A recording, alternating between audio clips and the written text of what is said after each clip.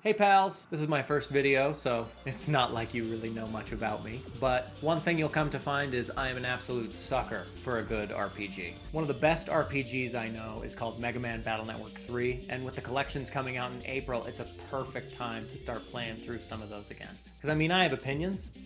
I want to share them. That's not making it in the video. Anyway, I think I was around 6 or 7 when I first played this game. I completely skipped the first two. The only way I could actually play the third was I would steal it from my older brother. I'm a stealer, and that's a raw fact. If you've never heard of Mega Man Battle Network, here's a quick rundown. It's a spin-off of the platformer games where instead of robots, humanity went absolutely goblin mode developing the internet. You play as a character called Lamb. You carry around these Game Boys, and sometimes in the games they're cell phones. They literally have a person inside of it. I'm not exaggerating about that, by the way. We'll get to it in a second. Just a guy chilling, you know, in your Game Boy. I don't get how that works. It's just a fun internet world. You have a soul of a boy in your Game Boy. That's all you need to know about. So the digital soul inside your Game Boy is called a Navi. That's what they're called. And I actually don't know what they are, if they're just code. I actually don't even know how people get them. I don't know if there's like a marketplace of these sentient beings that you can just buy, because that's a moral discussion I wasn't expecting to have. Do you think like you have to make your own? And that opens a whole can of worms, because if you have to make your own, then you just probably have these kids putting together highly dysfunctional personalities until We're gonna hang out. we don't have to get into that mess. So your PETs connect to the internet, and when they connect to the internet, that's called jacking in.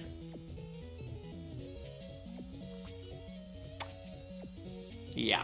But the point is, the Navi goes into the internet, and that's how you explore it. You can trade, you can battle, all sorts of cool things inside the actual internet. And that was the idea of this whole game. What's the combat in this game, you ask? Let me tell you, it's not a platformer. You're not running and shooting and jumping and running and shooting and jumping. There's still a ton of shooting in this game, don't get me wrong. The idea is you survive on this 3x3 grid, usually ticking away at your enemies with a pea shooter until your custom gauge fills up. Just a tap of the L or R button and bam! This got way more complicated. This menu shows all the chips that you can send to Mega Man at one time. Now, when you are choosing to send in a chip, this is important. You don't have to send Mega Man a chip one at a time, but there are rules he has to it. There's a system. You can only send multiples of the same chip in one round, or you can use your eyes and send chips that have the same matching letter. Now there are all kinds of different chips on the net, and that's what makes this game super fun, is there's a ton of customizability with how you want to actually play the game. For me, I'm definitely more of an earthquake only kind of Pokemon player, if you catch my drift. A bunch of attack cards, that's me. I might switch it up this playthrough. Secret time I wrote this script while I was playing the game. This is definitely after that, and I did not change. I did not change. I am the same man. Personally, I really love the battle mechanics of this game. I haven't found another game that really does combat like this. It's incredible, and I'm surprised more games don't do it, honestly. It's easily one of my favorite combat systems. Now, I know I'm gushing over the mechanics. I'm gonna gush over a lot about this game. Like I said, it's one of my favorite games, but the thing that really made me fall in love with this game was the story.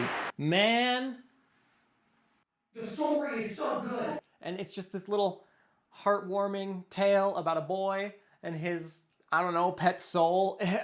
This game's weird, but I love it. I love it. And as a kid, oh my gosh, I was looking at Capcom's magnum opus. I was looking at the Sistine Chapel. It was like witnessing a miracle in my Game Boy. This part is definitely gonna get into some spoilers, so I'm sorry, but you're trapped here now, and you're gonna have to live with getting the third one spoiled. I'm sorry. You can maybe start the story with the 4th, 5th, and 6th. I don't know, I want people to watch this. You're mine now. I got you for the third. You're gonna enjoy this. So the game starts in a science lab. You're on a field trip. Like I said, you play as Land, but you meet some of your friends, Dex, Meryl, and Yai. The game goes over adding chips, which now that I think about it, seems really funny since it seems like it's a physical process that you add the chips in. Does that mean that like your owner, like if you're the Navi, could your owner, I don't know what they're called, could they like mess up a boss fight for you? Could you die because they couldn't put the chips in at the right time or sent you the wrong one? Hey, Get this him, is Mega almost Man. too easy. Get him. I need you to send me another Oh, chip. you need me to send a chip? Okay. Yeah, Okay, we're the strongest good. people around. We make a pretty good team, don't you think? Hey, what's going on? It's kind of dark in here. Hey, man. Sweetie. Hey, dude. Okay, this isn't funny. Okay, these viruses are getting really stuck. I can't handle it by myself. Ah! Ah! Help me! Oh, he is such a sweet boy. You get done with the field trip, you start in AC/DC Town, and man, this music, dude, just listen to it for a second. I love this music. You and your friends all agree to meet in the park. While you go there, a random middle-aged man walks up to the group of children and invites them to a second location. This creepy guy invites you to the N1 preliminaries, a tournament being held. Lan, always wanting fame and money and power and glory, decides he wants to take. So you all rush back to your houses to jack into the net, which I guess you can't do without screaming that you're doing it. That's gotta be annoying. And this is your first look at the actual internet that you're gonna be spending a long time in. I like how the roads were color coordinated. I thought that was really smart game design. It makes it a lot easier to follow, but there is still so much running around in this game. So you ace the preliminary and that's it. There's no inciting incident happening right now. Wow, okay. Dax left his homework disc at school. Oh man, what an inciting freaking incident. Ah, how terrible is that? All right, boys, change of plans. It's school time. We're gonna get that homework disc if it kills us. But oh no, the gate is locked. Whatever will we do? Well, good thing Lan is good at bullying adults. So he goes and fights the guard in AC/DC 2 who's sleeping? All right, well, that was easier than I thought. I'll take it. You find the disc in the classroom, but as you're leaving, you actually hear someone else breaking in. 2 burglar peas in a pod, or 5 burglar peas in a pod. Point is, somebody else is breaking in. You find the guy breaking into the principal's office. He talks about Tetra codes. He already knows Lan, which blew my mind as a kid. And then he mentally enslaves your friends with the power of light. But don't you worry. You got an umbrella. You jump into the same computer as the enemy Navi, and now you get a look at how the game actually kind of functions with its mission. The missions in this game kind of follow the same structure, going back and forth between the net and the real world, ultimately to make progress in both. In Flashman's stage, it's too dark, and so you need to have Lan go into the rooms of the school and light up for Megaman, because I guess the internet needs light. Finally, you reach Flashman, which is the most inappropriately named of the enemy Navis for sure. You fight him, and these boss battles are brutal sometimes. Not this one though. Crushed him. He explodes in a move called Shining Browser Crasher. Really? Really? Nah. That's a good name. Nah, man, that's a great one. You shouldn't workshop that at all. Last but not least for this chapter, Mega Man fans are never gonna see this coming. Wily is behind it all. He's the leader of the WWW terrorist organization. Isn't that cool? Way to go, Wily. Now, unfortunately, Shining Browser Crasher seems to have hurt Mega Man a little bit, so we actually have to go to Scilab to get Dad to fix him. As you're on your way there, you run into this little guy. Aw, Dex's little brother. Aw, he says Dex is the #1 net battler. Oh my gosh, how cute is that? He wants you and Dex to fight? He wants you and Dex to fight? So the first time I crushed him, I destroyed him. And I watched the little brother wail in agony. Second time I wanted to see what happened if I lost. I might have done it when I was a kid, but I actually don't remember what happened. So let's see. Nobody can think Dex can win for real? Man, his friends have like no confidence in Dex. Jeez, that's mean. That's kind of messed up. Looks like the only one who's faithful in Dex is his little brother, because nobody else believes that he actually won that fight. Oof, that's rough, buddy. Finally, after that shindig, you get to go to Scilab after you deal with Dex's brother, and your dad gives you crappy Game Boy. He gives you the orange one, and this one sucks. They give you this PET, and man, they let you know right away. This one's a sub-PET. This one's the beta male version PET. This is the PET SE. It's a new day, I gotta change of clothes. How are you guys? I hope you're doing well. The sun is setting, so it might get a little bit darker, so sorry if that changes the camera. That's my bad. After you get your sub PET, you head back downstairs, and who do you find? Oh boy, it's our favorite creepy adult. Well, our favorite creepy adult says that the second round is on. Oh, that was it? Just the 3 battle? Oh, wow. So you go home, tell your dad that your Game Boy's whack. He says, you'll have to wait for more repairs to get ready because your school is going on a field trip tomorrow. But he's not going to the science lab. They're not going to, I don't know, the umbrella factory that one kid was jealous about in the beginning. They're going to a zoo, but not only are they going to a zoo, they are sleeping over at a zoo in a traditional Japanese inn with a hot spring. I was incredibly jealous as a child. So anyway, you spend the night in this inn, you have a pillow fight with your friends, another thing I was incredibly jealous about, and finally you get to the zoo the next day. But something's off. The animals are agitated, even the chill ones, like the giraffes, so I think you know something's up. And by pretty pissed off, I mean midway through, all of the animals, and I mean like all of the animals decide they're gonna break out, which is very concerning that this zoo was functioning on an honor system. So the animals jump out, you freak out, I guess a condor takes Dex's little brother. You find out from one of the employees that the zookeeper implanted chips in all these animals' brains, so it's his fault. Traverse the zoo's net, solve all the puzzles that viruses post up along the way, and you'll make your way to Beastman and his WWW operator. Turns out the zoo has one of those tetracode things, and once the operator has it, he dips out of there pretty fast. After you blast apart his Navi, of course. After the zoo incident and Dex's little brother is returned, you return back home to a nice, peaceful night of rest. Land deserves it. Bam! Next day! It's the final round of the prelim. Let's hit it! Yeah, buddy? The rules of this one is you have to find 5 different people all dressed up as actual viruses in the real world and net battle them. So, as the 10-year-old in the game, you steamroll them. They're dog water. You demolish the 5 of them, you report your winnings, and guess what? You're in the tournament. You're about to leave the net when Land's resident douchebag rival Chad shows up just to talk about how cool he is. And he calls you kid? Rude. We're all the same age. What is this kid's problem? So you all sit around for a bit and yell in front of this DNN announcer. Hey, new shirt again. I'm not perfect at this, sue me. Everyone decides to log off and you say you're gonna help Mail set up her dishwasher tomorrow. I'm happy Land's getting a nice, chill day off. Nothing important happening. Not if these explosive bubbles have anything to say about it. Yeah, now your teacher and Mail are trapped in the kitchen and introducing Bubble Man. This guy was easily my least favorite boss in this whole game. He is so annoying. You have to chase this guy down like 3 separate times all through the internet, learning how to compress to fit in these small little crevices. It's a horrible amount of time that is lost just following this random bubble dude, and the boss fight isn't even fun. The boss fight's terrible. He hides behind a rock most of the time, and a special bubble shield. You beat the shit out of Bubble Man, and just as he's about to make another daring escape, Proto Man shows up out of nowhere, straight up kills the guy, and then tells Megaman and Lan what bitches they are. Lan might be in his feels, but Mail and the teacher are safe, and that's really what matters. The game cuts to a parking lot with a dad and a son.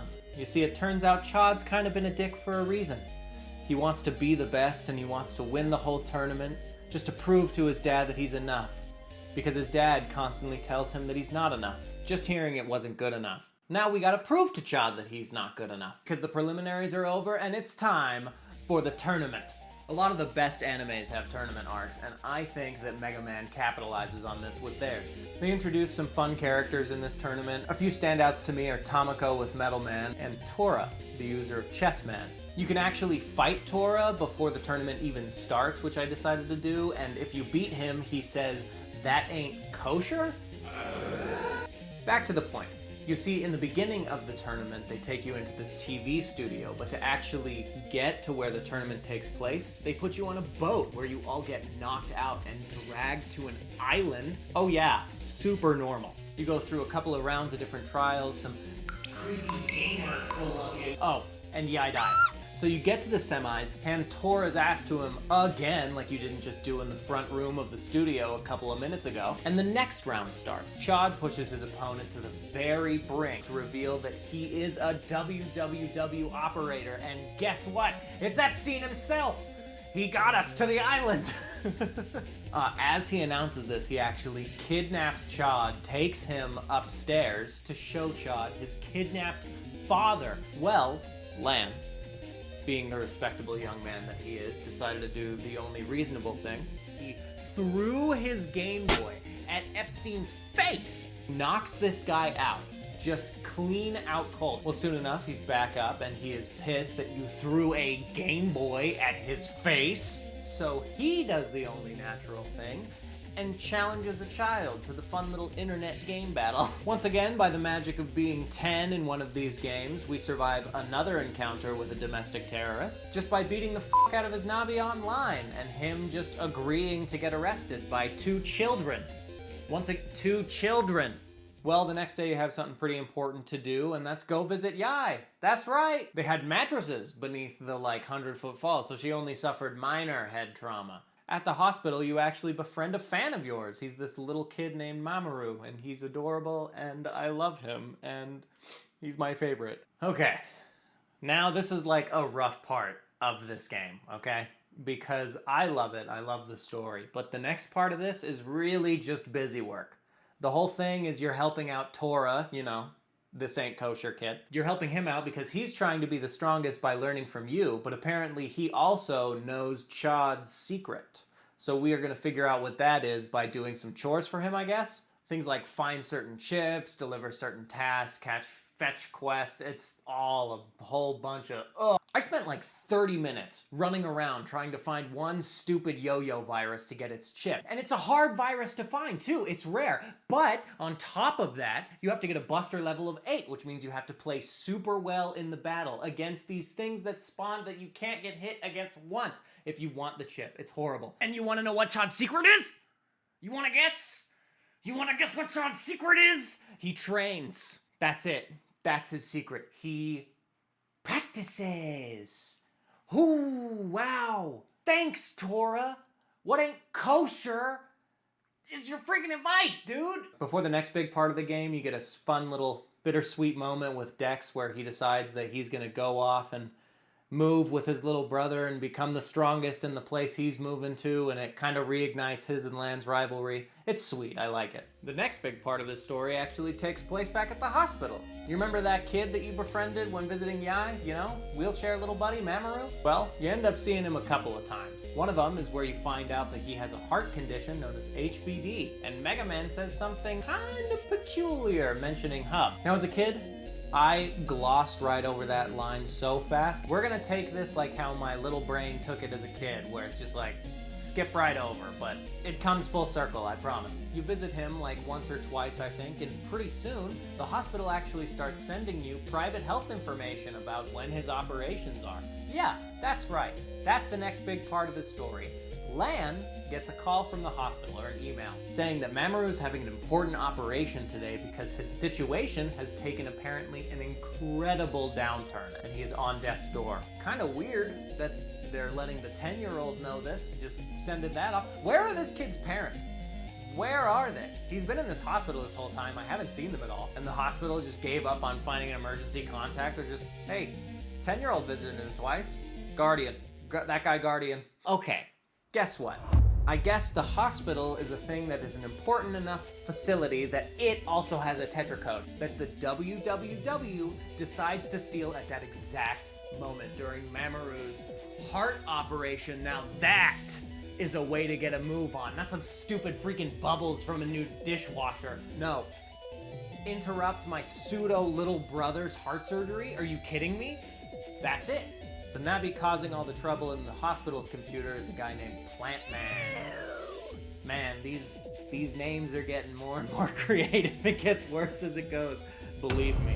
He spills the beans on the WWW's plan. Apparently, they want to use all 4 Tetra codes to awaken some primal internet beast called Alpha. And now they only need 1 more to do it. Well, after that's all said and done, Lan actually gets a commendation from the hospital. He's our little hero. He struck out for power and glory, and boy is he getting it. While you're there, you meet a very not shady-looking individual who turns out to be a previous WWW operator. On top of that, some rando tells you to literally watch out for him. The guy comes up and says, watch out for that guy. His name is Match, and you guessed it, Flame Man. No, that's wrong. What is it? Oh, it's Flam Man. Okay, well, I'm sorry that I have to say Flam Man for this next segment. That's on me. Well, it's not a big deal because this guy has totally turned a new leaf. He is a chill guy. Look at his goatee. How could you not trust him? Because he's just working for the Scilab. He's just minding his own business. Guy has totally turned a new leaf. Oh, fuck, the internet's on fire. Oh no, the internet's on fire. The fire. Everything's on fire. Dad's trapped in a fire. Oh! This is fine. Do you remember when I said that Bubble Man was the worst in this game? That was the worst part in this game. You do? Oh, unfortunate. Okay, well, I lied. It's Flam Man. It's freaking Flam Man. This part of the game is a slog. You have to go to every part of the internet to put out 4 or 5 different fires, which, to do, by the way, you need water chips to convert, and it gets rid of the water chip after that. So if you don't have many water chips, guess what, bucko? You're grinding for more. You're grinding for more. There's so much busy work I forgot about. After you're finally done cleaning up all the fires, Match gives you a call and he decides to show you some kind of messed up Big Brother footage of your dad cooking alive in Scilab because the internet's on fire, so it makes sense that a lot of the instruments and stuff are also hot. And that makes it hot for Lance. And this game makes a lot of sense. We gotta institute a rule or something. Like, we just can't think about it too hard. Like, you know how Flashman had rule number 98? I need rule number 1. Can we have rule number 1? Can we have that? Just don't think too hard about it. So Match calls, tells you he's in the Undernet, which is basically just 4chan or like evil Reddit, I don't know. Comes with the hostility, prepackaged, there it is. And guess what? Surprise! The Undernet is a confusing hellscape, and I don't want to go back, and it makes me scared when I have to go in there, and it's filled with really strong enemies and a bunch of warp pads, and don't make me go back in there, but finally, I made it to Flamman. Which Flamman can't even talk, by the way. He just opens his mouth, makes a bunch of gargling noises, and they translate it for him in the parentheses. And everyone's like, oh, yeah. During your battle with Flamman, which is actually really freaking hard, by the way, a mysterious presence that's been following Megaman around in the Undernet makes itself known and kicks my ass, dude! The strange Navi is named Bass, and he is a monster. He is the hardest boss in like any game I've ever fought. I'm not even messing with you guys. I found out later that he's actually shown up in other Mega Man Battle Network games previously as well. I didn't know anything about him as a kid other than I was jealous of his Navi design, and he was super freaking hard. An official looking Navi comes by and helps save me from Bass, but right as Bass is about to kill that guy, Wily calls him. I got footage goes, man.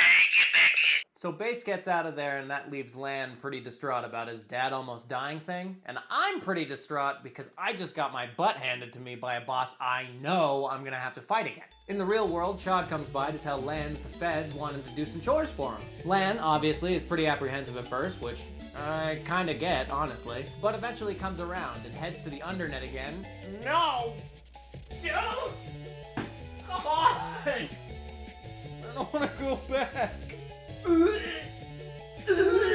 He heads to the Undernet to find the Forbidden Program, a program that apparently can freeze Alpha. They take the time to explain now that the Tetra codes are sort of like a key, a 4-part key that'll fit to this door that contains Alpha.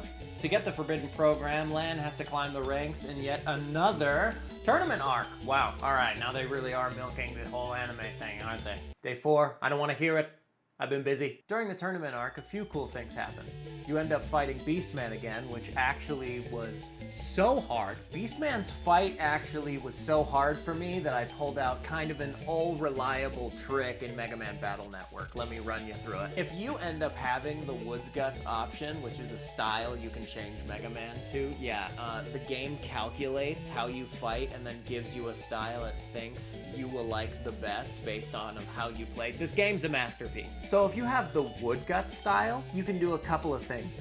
first step. You can set your active chip, that's the chip that shows up on the first pull of each round, to a grass stage, meaning you will automatically heal when you have the style wood guts. So you're already automatically healing.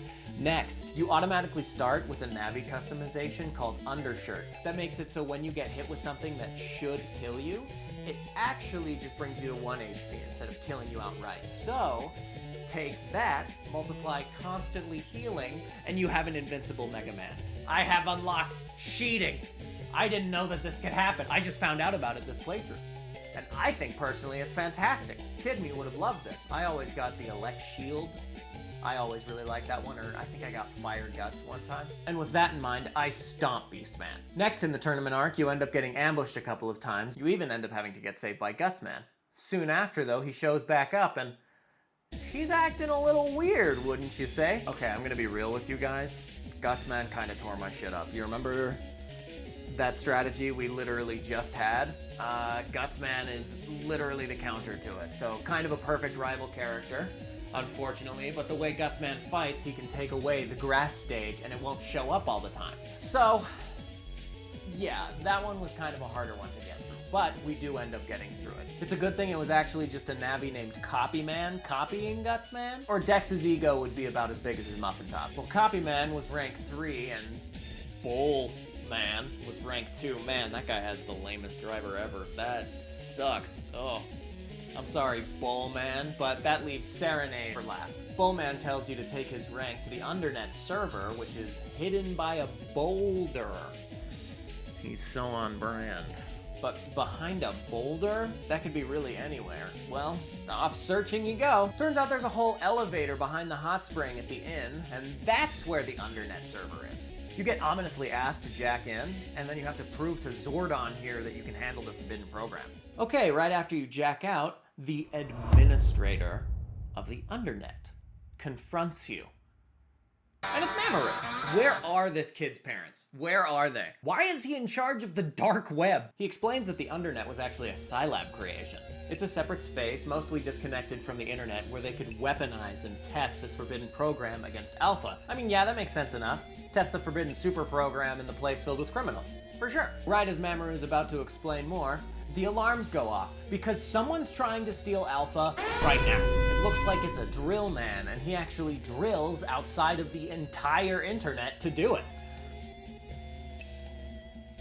Rule number 1. So you follow this guy into the Undernet, and he actually gives you the biggest reveal of the whole game. He's Bubble Man's cousin. You just signed your own death warrant, dumbass! It's on site! So kick his ass, I actually end up getting Buster level number 1 because I am number 1!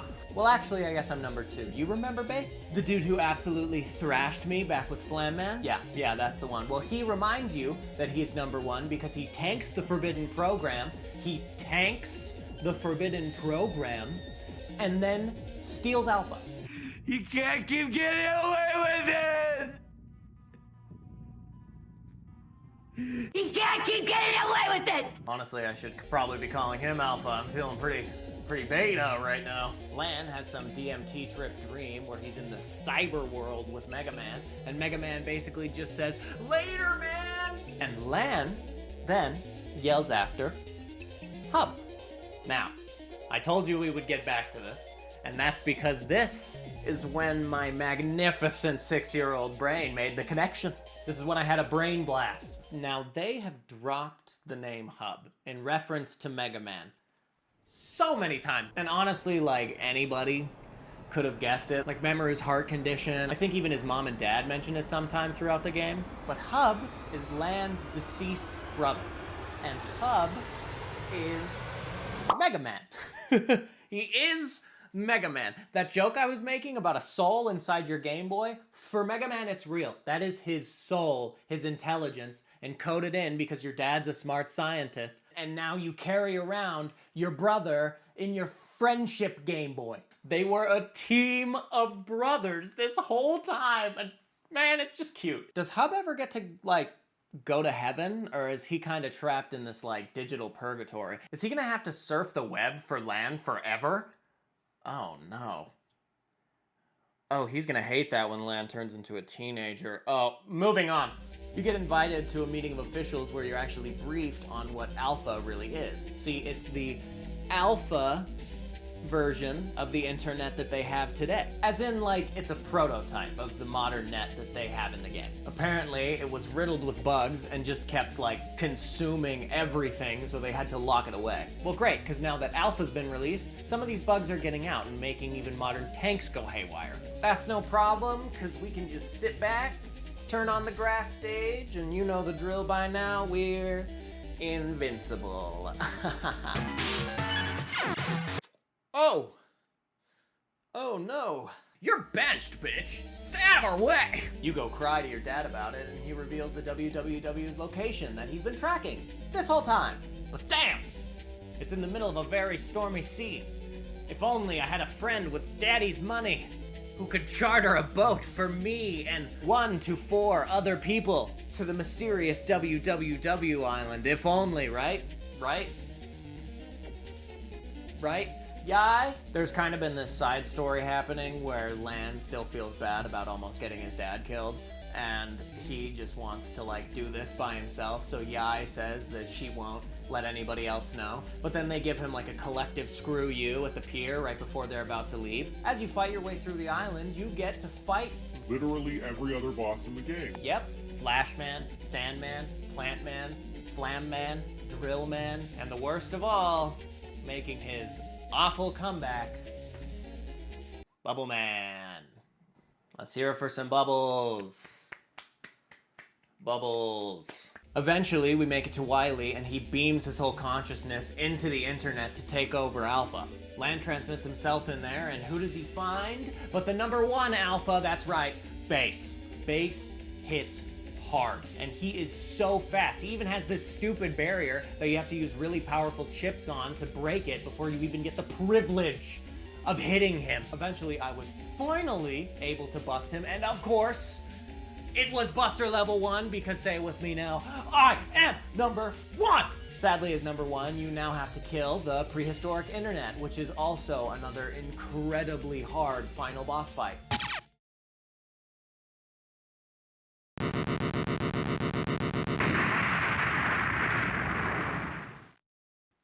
We take it out. We did it. After destroying Alpha, we get a nice little moment with Lan and his grandpa, someone you may know, Dr. Light. His soul data or whatever was watching over Alpha in a program called Guardian, which was a last defense against Alpha just completely taking over the internet. Well, they can't stay for too long because Alpha's collapsing, and Guardian, since it's inside Alpha, is collapsing as well. Megaman and Lan are escaping, and right before they leave the Alpha Zone, Megaman and Lan get swallowed up. As they're being swallowed up, Megaman sacrifices himself to save Lan. He tells him that every single day with him has been a blessing since he's already died once. If this is like him living, then he's been in digital purgatory. He wants to be gone. He's letting him know right now. It's like, hey, like, let me move on. Talk about some heavy stuff in a kid's game, man. Lan returns, obviously heartbroken about his brother, and his friends console him, letting him know that he's still not alone. And also Chad's dad says, like, kind of some fucked up stuff. I don't know what's up with that. That guy needs help. The game then flashes forward to Lan getting ready for 6th grade. He goes to bed, and we get to listen in on a conversation between Lan's mom and dad. Apparently, Dr. Hikari was able to hide another thing, some strange, specific thing. It's Mega Man! You can be happy, it's Mega Man. Guess what? He gets to stay in this mortal realm yet. No heaven yet. Not for him. Not for you. You get to stay with Lan. You get to watch him grow up. Oh. Don't you love stories with happy endings? Alright, well, there it is. Mega Man Battle Network 3, I hope you guys liked it. I hope I was able to do it justice because this game really has so much to offer, so much I didn't even touch on with the strategies. If you seem interested in all, get the game. It's amazing. If the combat seems fun to you, if the story seems like a fun thing you want to go through, I can't recommend it more. Yes, there's definitely some busy work, a lot more than I remember, but still overall, I had a very positive experience with this game. Thanks for getting to the end of my video. Please like and subscribe. Oh, that feels weird to say. And let me know if you want to see more content like this. I'm kind of trying to figure out my formats right now, what I'm most comfortable with, but I really like these kinds of like opinion story pieces. I have a really fun time with them. And this was a nice little project to have. So thanks for joining me. Have a great one. Bye, friends.